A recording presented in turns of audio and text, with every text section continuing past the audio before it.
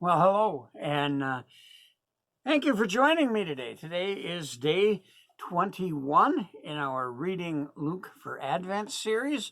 So we're on chapter 21. A little different view of my office today. Please disregard the mess behind me and my computer monitors. That's where I normally do the videos for Wednesday night is behind me there. But today we're just kind of flipping things around a little bit. It is the 21st of December. We've got 3 more days after today in reading our Gospel of Luke and hearing the story of Jesus. You know, I always feel uncomfortable saying story because sometimes when you say story, people think that it's fiction, and the Bible could be nothing further than away from fiction than fiction. I mean, it is biblical truth. It is the truth. And sometimes we forget that. And like I say, I think sometimes the word story it detracts from its truthfulness. Yesterday, we talked about the chapter 20, where the Pharisees were challenging Jesus' authority. We heard the parable of the wicked tenants. We saw the Sadducees ask about resurrection. Hey, you know, if gets married and then the husband dies and then she marries the brother and then she marries the other brother and the other brother and the other brother, and he marries all 7 of them, they all die and go to heaven. In the resurrection, whose husband will she be? And Jesus tells us, hey, when you get to heaven, things are different than they are here on earth. There is no giving in marriage or taking in marriage in heaven. Things are a little different there. And does it mean we won't know our spouses, or do we won't, you know, absolutely. And we will know each other, and things are just different. The other thing he talked about, because the Sadducees didn't believe in the resurrection, and Jesus tells them, hey, you know, God is the God of the living, not God of the dead. And he tells them about Moses, and he tells them about he's the God of Abraham and the God of Isaac and the God of Jacob. Those all were in present tense because Abraham, Isaac, and Jacob, they were with God and are with God. And much like we saw in the Transfiguration, who shows up? Moses and Elijah speaking with Jesus in their resurrected bodies. They are their heavenly bodies. I shouldn't say resurrected because that hasn't happened yet, but in their heavenly bodies. So anyway, today we begin chapter 21 with a subsection entitled The Widow's Offering. Jesus looked up and saw the rich putting their gifts into the offering box. And he saw a poor widow put in 2 small copper coins. And he said, truly, I tell you, this poor widow has put in more than all of them. For they all contributed out of their abundance, but she, out of her poverty, put in all she had to live on. And while some were speaking of the temple, how it was adorned with noble stones and offerings, he said, as for these things that you see, the day will come when there will not be left here one stone upon another that will not be thrown down. And they asked him, Teacher, when will these things be?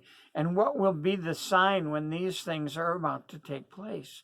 And he said, See that you are not led astray. For many will come in my name, saying, I am he, and the time is at hand. Do not go after them. And when you hear of war and tumults, do not be terrified, for these things must take place, but the end will not be at once. Then he said to them, Nation will rise against nation, and kingdom against kingdom. There will be great earthquakes, and in various places famines and pestilence, and there will be terrors and great signs from heaven.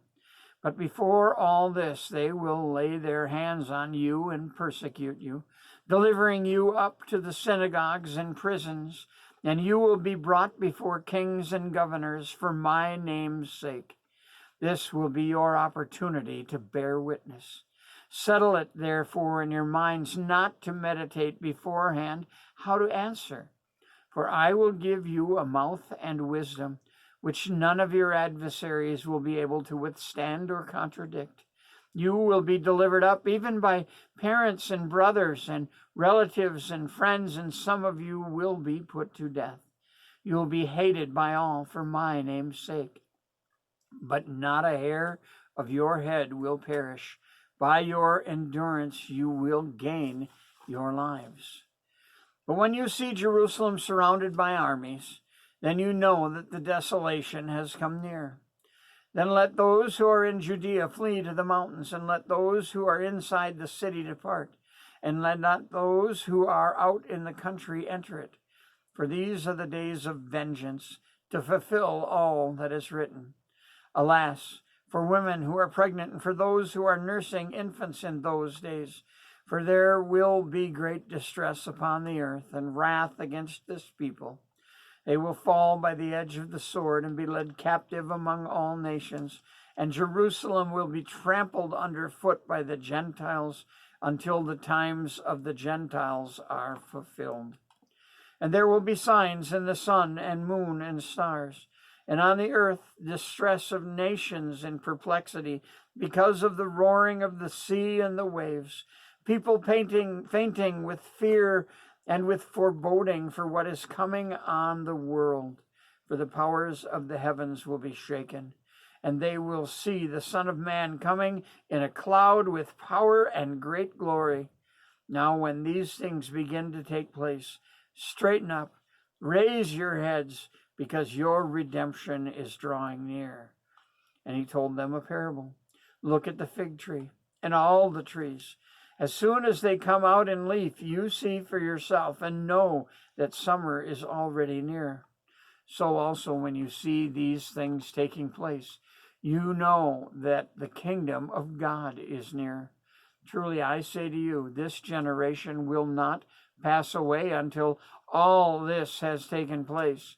Heaven and earth will pass away, but my words will not pass away. But watch yourselves, lest your hearts be weighed down with dispensation and drunkenness and cares of this life, and that day come upon you suddenly like a trap. For it will come upon all who dwell on the face of the whole earth. But stay awake at all times, praying that you may have strength to escape all these things that are going to take place, and to stand before the Son of Man. And every day he was teaching in the temple, but at night he went out and lodged on the mount called Olivet, and early in the morning all the people came to him in the temple to hear him. That concludes chapter 21. We see a lot of death and destruction and a lot of foretelling of the end times. It gets a little confusing because he's got time frames intermixed in there. When he says that that truly they say to you, this generation will not pass away until all this has taken place. When he says that, he is talking about the destruction of the temple. And that indeed, generation is usually about 40 years. And at this time, we're in about 32, maybe 33 AD. The temple was destroyed by the Romans and Jerusalem sacked in 70 AD. So, there were many who heard Jesus preach on this day that saw the destruction of that temple. So, and as I said, there was some other stuff. One of the things that I like is the widow's offering. Luke goes into this one too, but Jesus looked up and saw the rich putting their gifts in the offering box, and he saw a poor widow put in 2 small copper coins. And he said, truly, I tell you, this poor widow has put in more than all of them, for they all contributed out of their abundance, but she, out of her poverty, put in all she had. There's another one where he talks about the Pharisees beating their chests and throwing their coins, their 10%, into the coffers and making sure everybody knows that they've done it because they want to be recognized for it. And then you have this woman who quietly and unselfishly puts in the last 2 pennies, in some translations, that she had. She's giving it to God as thanks for all that he's done for her. And once again, she's not giving out of her abundance. What does it cost to give from your abundance? What is that old phrase I used to hear? Give till it hurts. I'm not necessarily saying you need to do that, but we need to be open with our giving, as far as we need to give from the heart. We give based on how we feel the Lord has blessed us. That's why New Testament doesn't so much demand tithing. I mean, if you are in the shoes of Bill Gates and have $300 billion, how much would it hurt to give away $3 billion? If you're like this old woman and you have $3 in your name till the next payday, and you donate that $3 to God's church for all that he's done for you on Sunday, and have nothing till you get your next bit of something, that's recognized by God. So anyway, that's kind of an interesting subject, and something that we could talk about for a long time. But the whole idea behind it, the whole thing that Scripture tells us is give from the heart. I don't mean you need to give 10%. I don't mean you need to give 50% or even 1%.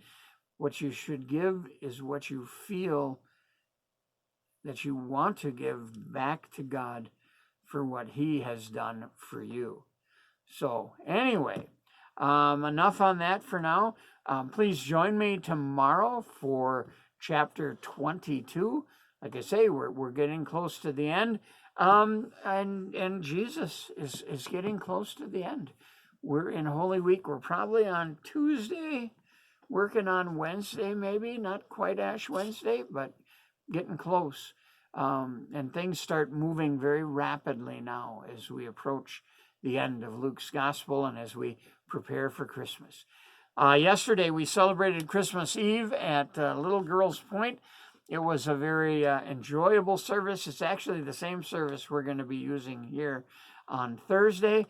We have openings for both the 4 o'clock and the 6 o'clock, so please join us. If you haven't signed up, if you could give us a call, that'd be great.